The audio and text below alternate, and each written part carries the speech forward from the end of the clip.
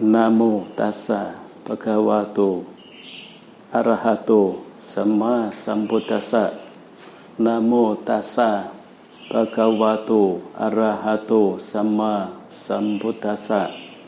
Namo tassa bhagavato arahato sama sambuddhassa. Naparo parang nikubeta nati manyeta kata cinang kanji. Biaro sana patigasanya nanyamanyasa duka mijeya. Metta Sutta. Saudara sedhamma yang berbahagia,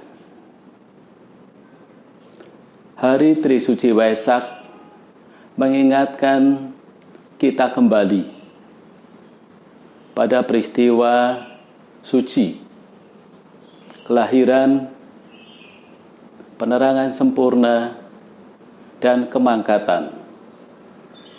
Trisuci Waisak diperingati pada hari yang sama dan tahun yang berbeda-beda, yaitu Purnama Raya di bulan Waisak. Kelahiran Siddhartha Gautama, calon Buddha, 623 sebelum Masehi di Nepal. Penerangan sempurna Guru Agung Buddha Gautama, 588 sebelum Masehi di Bodh Gaya, India. Kemangkatan Parinibbana Guru Agung Buddha, 543 sebelum Masehi, Kusinara, India. Hari Trisuci Waisak pada tahun ini jatuh pada tanggal 7 Mei tahun 2020. Segenap umat Buddha di seluruh dunia memperingati Hari Trisuci Waisak dengan penuh sukacita dan bahagia, menjadikan Dhamma kebenaran sebagai sumber pencerahan batin. Sangha Theravada Indonesia pada tahun ini,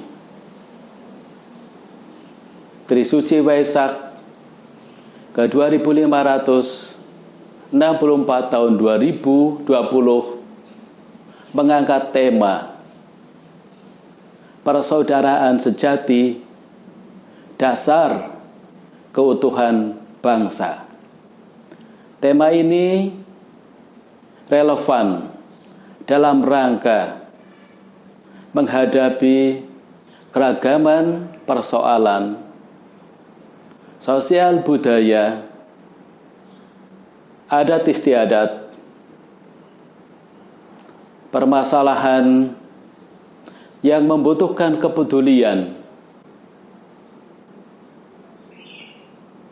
sebagai penjaga keutuhan bangsa. Hidup bermasyarakat yang memiliki keragaman tradisi, budaya, kepercayaan maupun agama yang berbeda-beda, memiliki rasa yang sama. Satu bangsa, satu negara. Pernah diungkapkan oleh seorang pujangga yang termasyhur pada zaman Kerajaan Majapahit di Jawa Timur pada masa kejayaannya. Empu Tantular yang memiliki sesanti wejangannya, meskipun berbeda-beda, namun tetap satu jua. Nilai dari kebenaran ini pernah menjadi dasar perilaku hidup di masa zamannya, sehingga kala itu masyarakatnya maju, makmur, sentosa, damai dan bahagia. Karena itulah para pendiri bangsa ini telah kembali mengambil itu semua sebagai dasar perilaku hidup bagi bangsa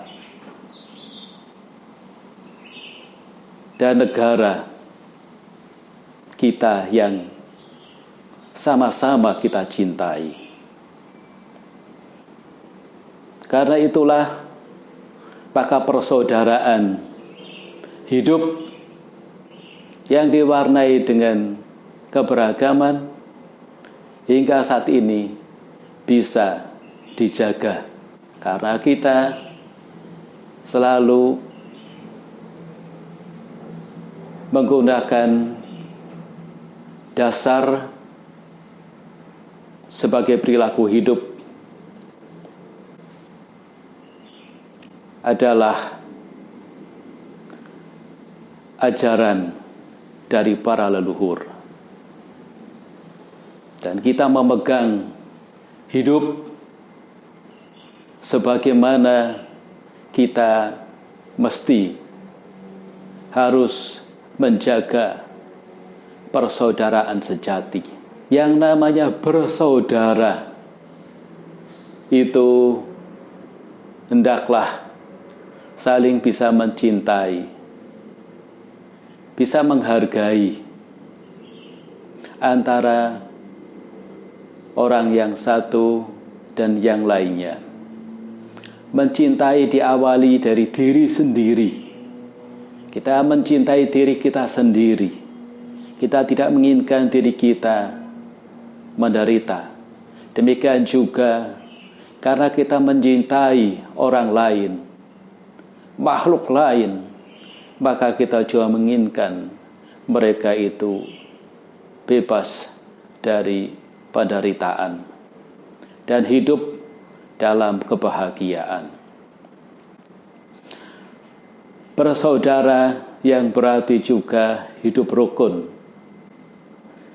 Rukun artinya hidup bersama dan selalu saling berbagi dan memberi dan berusaha menghilangkan penderitaan bagi orang lain, karena sungguhnya itu akan membawa kebahagiaan bagi diri sendiri. Tanpa saling menghina, mencela, dan menyakiti. Tidak sepatutnya kita saling menghina pada siapa saja, di mana saja.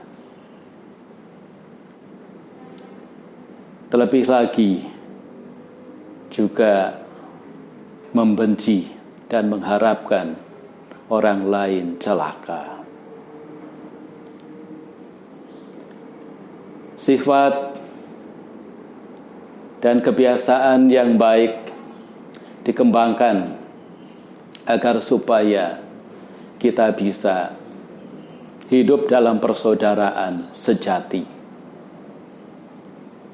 dengan saling menyayangi dan saling berbagi antara satu dengan yang lainnya, membuang segala kebencian dan segala bentuk keburukan yang lainnya. Dengan demikian, maka hidup akan terasa mudah dan indah karena kita bebas dari kebencian. Tetapi kalau kita memiliki kebencian karena marah dan dendam dan mengharapkan orang lain celaka, maka hidup kita akan jauh dari berkah kebahagiaan. Karena permusuhan, karena pertentangan yang saling merugikan satu dengan yang lainnya itu akan terus terjadi. Kebencian tidak akan pernah berakhir bila dibalas dengan kebencian. Kebencian akan berakhir bila dibalas dengan cinta kasih. Ini adalah hukum abadi. Seperti demikian dijelaskan oleh Guru Agung Buddha dalam syair Dhammapada kelima. Saudara-saudara, keutuhan hidup bermasyarakat tergantung sepenuhnya pada saling mempercayai, saling menghargai, bukan mencurigai. Kuncinya adalah kejujuran. Dengan kejujuran, seseorang akan mendapatkan kepercayaan. Karena itu, jujur, sungguh jujur, rendah hati dan tidak sombong. Itu nilai luhur yang harus dikembangkan di dalam diri.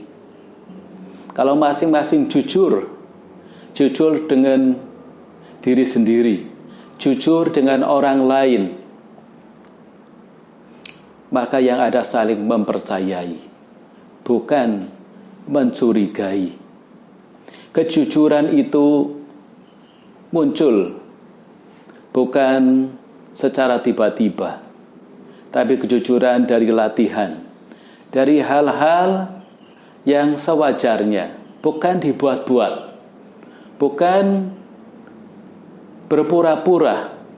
Kejujuran itu muncul dari dalam diri sendiri, dari bagaimana cara berpikir, berucap, dan bertindak. Itulah landasan hidup yang harus dikembangkan di dalam diri seseorang, sehingga akan terbentuklah karakter seseorang yang patut untuk dipuji, sebagai orang yang patut untuk dipercayai dan dihargai. Dengan demikian, maka keutuhan dalam hidup bermasyarakat bersatu utuh, tidak terpecah-pecah, tidak tercerai-berai karena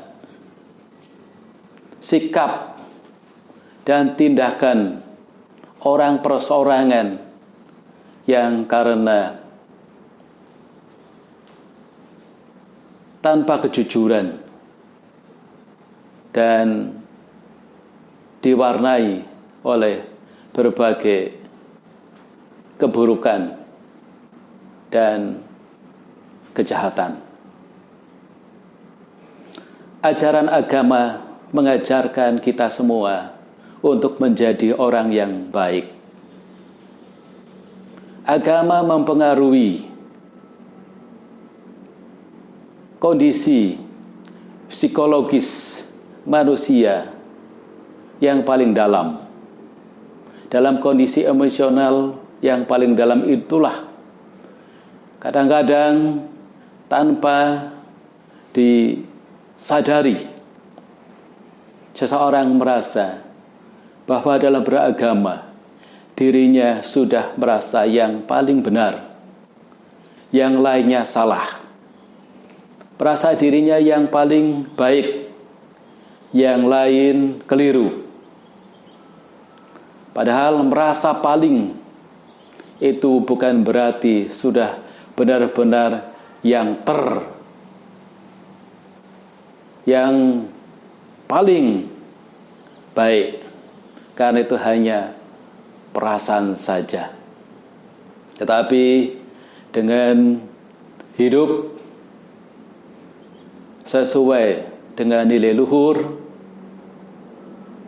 memiliki cinta kasih, kejujuran, disertai nilai-nilai kemanusiaan, sehingga seseorang dapat menghargai orang lain dan bisa menerima keberadaan orang lain dari segala sisinya.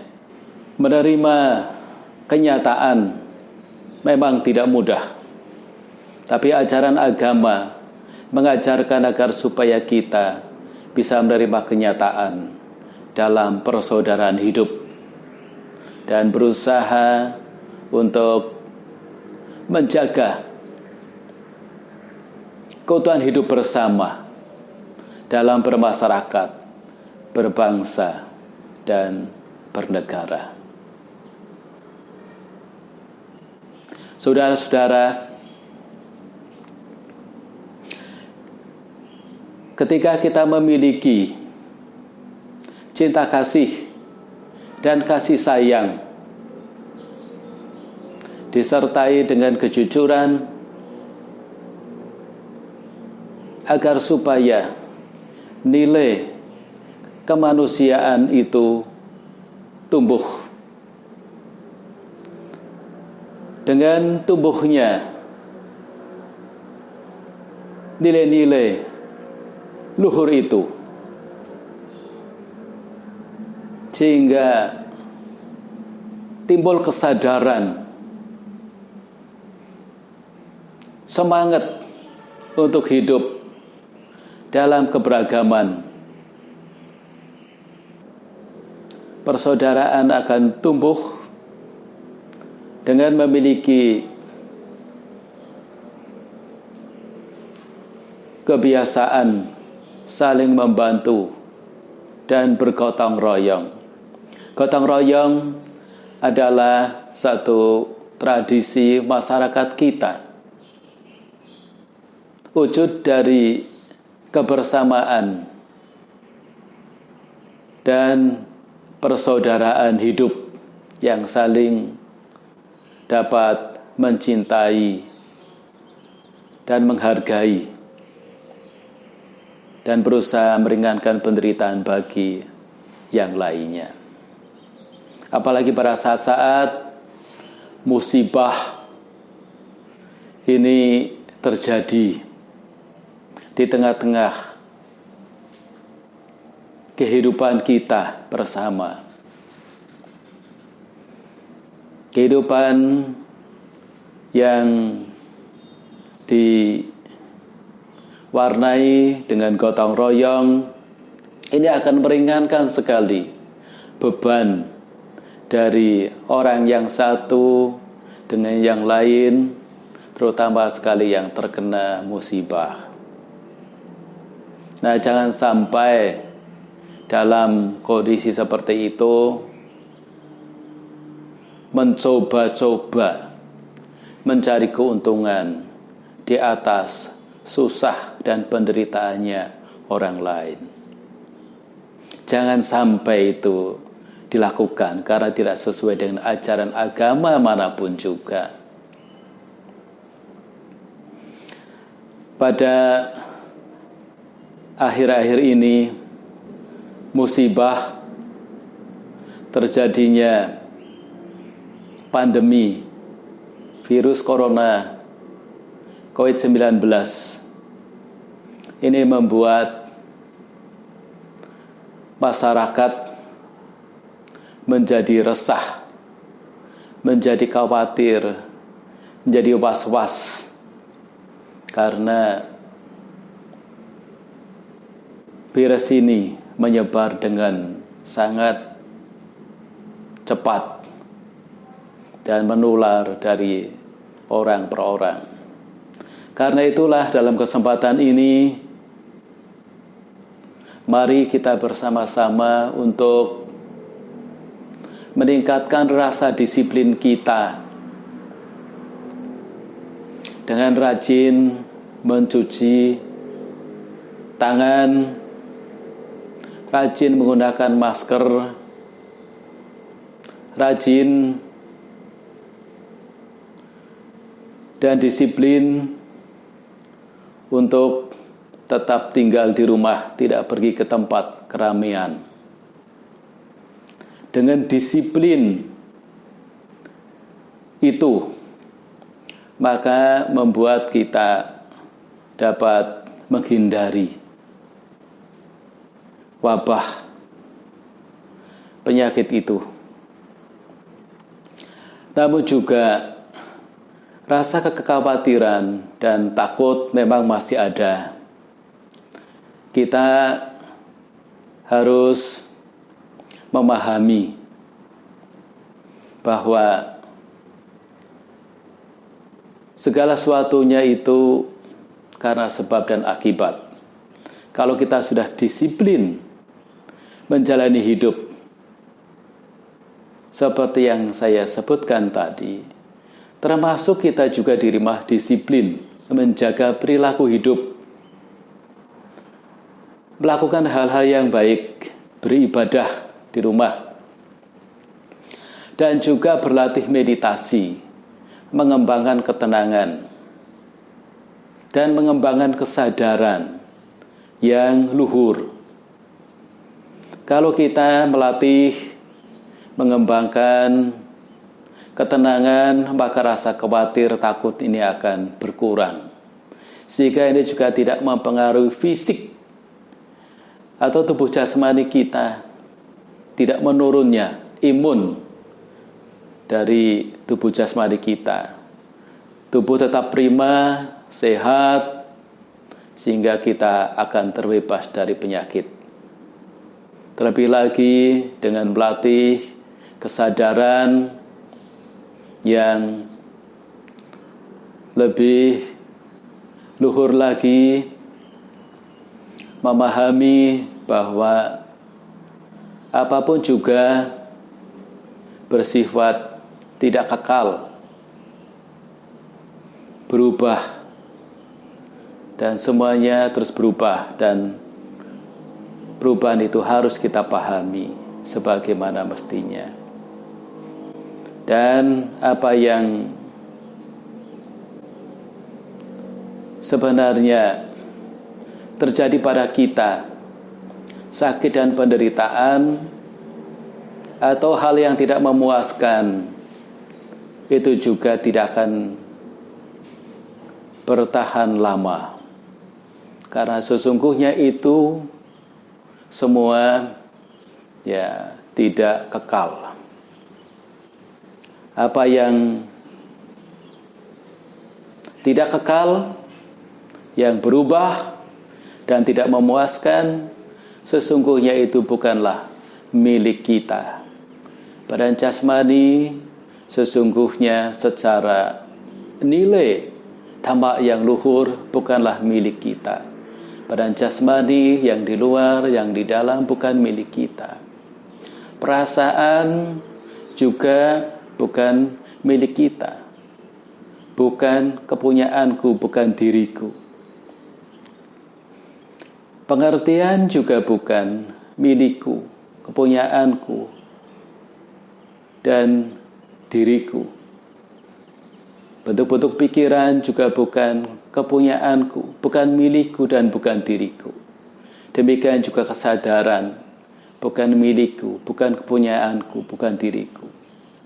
Semuanya akan timbul, yang timbul akan lenyap. Dengan pemahaman seperti itu, maka seseorang akan dapat hidup tenang, dan hidup bahagia, dalam keluarga harmonis. Demikian juga dalam kondisi susah seperti apapun, maka selalu bisa menerima kenyataan hidup dan tetap dalam keutuhan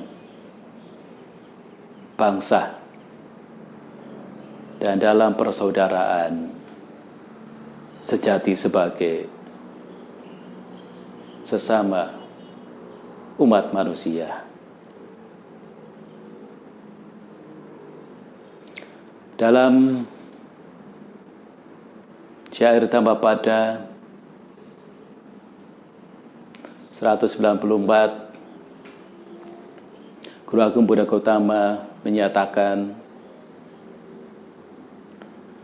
suka sanggasa samagi samaganang taposuko. Kebahagiaan muncul karena persatuan. Mereka yang telah bersatu disebabkan karena persatuan, utuh dan bersatu adalah sebab kebahagiaan. Marilah kita mengembangkan cinta kasih, kasih sayang, disertai kejujuran agar bangsa kita menjadi kuat dalam persaudaraan sejati yang kokoh. Persaudaraan sejati dalam kondisi berkah kebahagiaan maupun pada saat dirundung oleh penderitaan. Persatuan Indonesia, modal perjuangan hidup menuju perkembangan peradaban pada masa dewasa ini. Semoga berkah Waisak melimpah pada kita semua. Semoga kita terbebas dari segala penyakit dan penderitaan serta mara bahaya. Semoga semua makhluk berbahagia. Selamat Trisuci Waisak ke 2564 tahun 2020. Semoga tirah tanda Tuhan Yang Maha Esa selalu melindungi. Terima kasih.